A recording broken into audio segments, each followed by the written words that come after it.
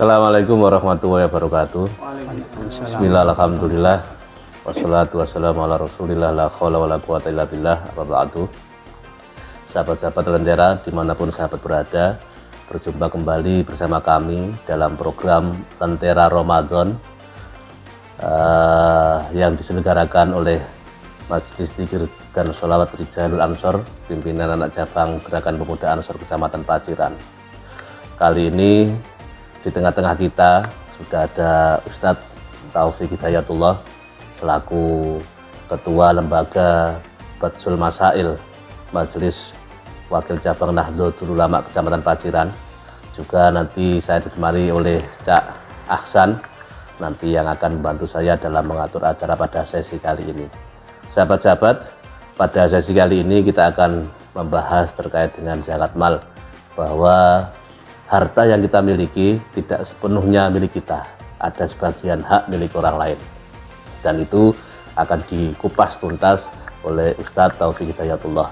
Baik, langsung saja untuk lebih detailnya kita akan mendengarkan tausiah atau materi terkait dengan zakat mal. Kepada Ustadz Taufik Hidayatullah kami persilahkan. Assalamualaikum warahmatullahi wabarakatuh. Waalaikumsalam warahmatullahi wabarakatuh. Bismillahirrahmanirrahim. Alhamdulillahirabbil alamin. Wassalatu wassalamu ala asyrofil anbiya wal mursalin sayyidina maulana Muhammadin wa ala alihi wa sahbihi ajmain, amma ba'du. Sahabat-sahabat Lentera yang kami hormati, pada kesempatan kali ini kita akan membahas tentang zakatul mal. Pada minggu yang lalu kemarin sudah ada sahabat Miftahul Huda yang sudah menyampaikan tentang zakat fitrah. Kali ini kita akan ngaji tentang zakatul amwal. Pada kesempatan kali ini kami akan menyampaikan apa yang ada di kitab Fathul Mujibil Qorib, karya salah satu dari Mustasyar PBNU kita, yakni Yai Afifuddin Muhajir. Kami memang mengambil ini karena kayaknya ini yang cukup relevan dengan kita, sebab sudah beliau di tasya dan sudah disesuaikan dengan keadaan kita, yakni di Indonesia. Karena memang beliau ya Afifuddin Muhajir, di samping beliau salah satu Mustasyar PBNU kita, beliau juga terkenal dengan fakih usuli dari timur. Jadi seorang yang ahli fakih dan ahli usul dari timur. Jadi beliau berasal dari situ Bondo yang kebetulan memberikan satu syarah dari matan Fathul Qorib. Biasanya yang lain itu kalau disyarahi namanya Fathul Qoribil Mujib, kalau kita beliau niki dibalik Fathul Mujibil Qorib. Ini karya Kiai Haji Afifuddin Muhajir. Baik sahabat-sahabat Lentera, mari kita mulai. Yang babu kitab zakat. Sebelumnya perlu kita ketahui bahwa zakat itu sebetulnya adalah bermakna anumu, yakni bertambah, dan juga tohuro, suci. Sehingga perlu diketahui zakat itu di samping untuk mensucikan harta lewat zakat mal, juga mensucikan diri lewat zakat fitrah. Sebagai seorang muslim kita juga harus yakin bahwa dengan berzakat harta kita akan bertambah, sebab makna dari zakat sendiri itu adalah anumu, bertambah. Jadi di samping untuk mensucikan harta, mensucikan badan, juga berfungsi untuk menambah. Jadi kita harus yakin bahwa dengan berzakat, zakat kita, harta kita akan bertambah. Kemudian zakat mal itu kalau di Syafi'iyah, karena Syafi'iyah itu hanya ada 5, yakni 1 al-mawashi, kemudian wal athman, wazuru, wathimar, wa urudu tijarah. Yakni pertama adalah zakat hewan ternak. Karena memang kita terutama di kalangan Nahdliyin ini kebanyakan memang Syafi'iyah, ya memang nanti kita akan membahas lebih banyak zakat ini lewat tinjauan Syafi'iyah. Meskipun nanti pada akhir-akhir ini memang kebanyakan kita cenderung untuk taklid kepada mazhab Hanafi di beberapa hal. Kewajiban zakat yang pertama, hewan ternak itu hanya ada pada satu al-ibil, dua bakor, terus kemudian ghanam. Satu yang pertama adalah unta dengan segala macam jenisnya, terus kemudian sapi, dan kemudian kambing dengan segala jenisnya. Ya. Pada dulu-dulu tahun-tahun kemarin itu ada sedikit guyonan ya teman-teman, ini biasanya. Nah itu sapi yang kecil tuh yang dari mana itu biasanya dulu kan ada sapi kecil dari India atau apa itu wajib zakat? Iya, itu juga wajib dizakati juga karena berbagai jenisnya itu wajib zakat semua. Jadi meskipun itu kecil ya juga wajib zakat. Lah untuk berapa ya tetap kalau untuk zakat ya sesuai dengan nisabnya, nanti ada nisabnya. Yang kedua adalah al-athman. Al-athman kalau di sini adalah an-naqd wal fiddah. Jadi an-naqd yang dimaksud adalah adab wal fiddah. Jadi emas dan perak. Terus kemudian azuru zakat azuru yakni pegagan, atau dalam Syafi'iyah itu agak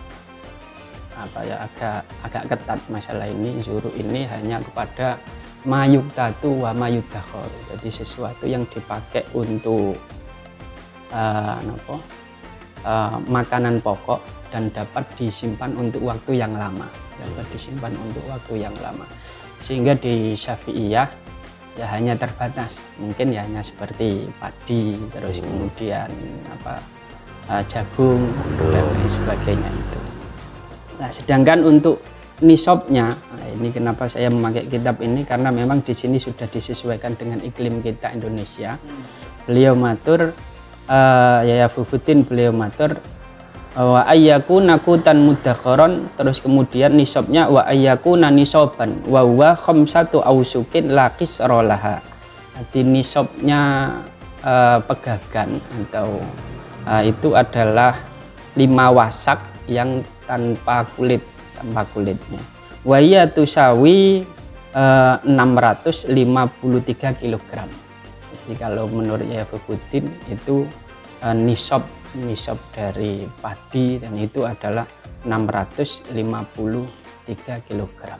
Nanti terkadang memang sedikit berbeda Yaya Fufutin dengan ulama-ulama yang lain dalam menakar ini. Cuma saya kira kenapa saya memakai beliau ya karena memang itu tadi sudah disesuaikan, sudah direlevankan dengan keadaan kita masyarakat Indonesia. Jadi 653 kg. Kemudian yang selanjutnya yang kewajiban zakat adalah athimar. Nanti harta yang wajib dizakati adalah athimar. Athimar itu buah-buahan. Watajibu zakat fi syai'aini.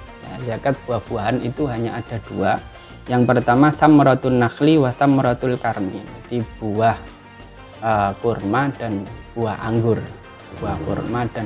Hanya itu saja.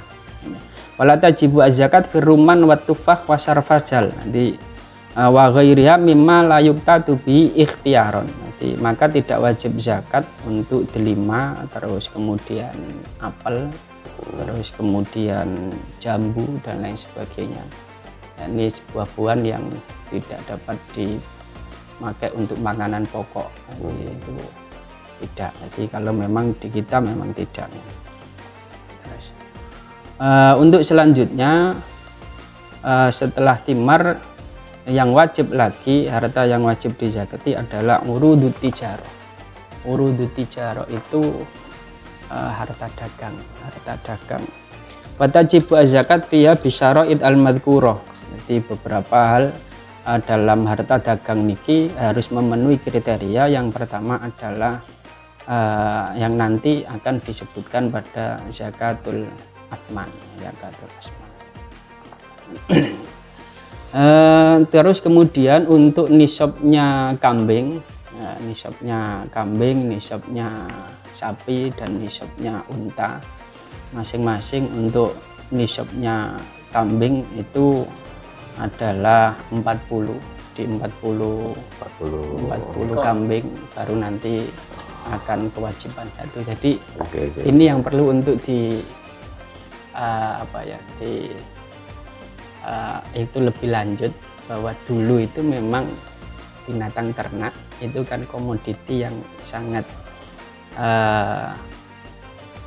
banyak, dan memang itu adalah komoditi yang mendatangkan kekayaan memang waktu itu kekayaan waktu itu memang itu. Maka terkadang kan sekarang itu ada orang yang enggak, hartanya berapa, semuanya itu sebetulnya sama. Jadi semua dulu itu asalnya sama, sebagaimana zakatnya emas dan perak itu sebetulnya nisab awalnya itu sama. Jadi nisab awalnya itu sama, tapi terus kemudian berjalannya waktu ini kemudian nisab, contohnya nisab itu tadi, nisab emas dan perak itu jaraknya agak jauh. Jadi ketika dikurus itu jaraknya agak jauh, padahal awal dulu itu sama kurusnya itu sama. Nah, emas dan terus kemudian setiap tahun kan meningkat harga, sedangkan perak kan tidak, cenderung menurun kan. Lah, maka dari tambah tahun ini nisabnya berbeda. Nisabnya sekarang kalau dikuruskan rupiah ya beda jauh. Sekarang beda jauh. Jadi semakin hari itu yang menjadikan berbeda. Dulu nisabnya biji-bijian atau pegagan dan itu juga sebetulnya sama juga. Tapi terus kemudian dikonversi beberapa daerah, itu yang kemudian nanti menjadikan. Maka dari itu nanti ketika ada beberapa teman yang bertanya, kok ini berbeda ya? Ya memang berbeda ya, sebab pengkonversian di masing-masing negara itu memunculkan perbedaan. Terus kemudian yang terakhir adalah zakatul Athman itu yaitu tadi hampir sama dengan urudut tijarah, yakni emas dan perak. Emas perak itu tadi bahwa isruna mithqalan atau isruna miskolan, kalau beliau Yai Afifuddin Muhajir ini mengatakan bahwa yusawi 4,25 gram, itu 1 dinar 4,25 gram, sehingga panisab dhahab yang tadi isruna 20 itu adalah 85 gram. Jadi 85 gram. Jadi 85 gram itu ya, ini kadang teman-teman itu memahami nanti kan harganya berbeda-beda ya. Enggak ya, kita harus memahami bahwa ini adalah emas batangan, emas murni ya. Emas murni, jangan emas-emas yang sudah di nah itu ya nanti emas-emas perhiasan itu kan beda lagi itu ya. Ini adalah emas murni, jadi ukurannya adalah emas murni. Nah, terus kemudian wafihi rubul usur, jadi setiap 20 miskol itu nanti kewajiban zakatnya adalah 1/4/10, atau kalau dikonversi ke Indonesia adalah 2,125 gram. 2,125 gram. Nah, terus kemudian nisabul warik, nah, nisabnya perak itu mi'ata dirhamin 200 dirham. 200 dirham itu bahwa yusawi 2,975 gram. Perak.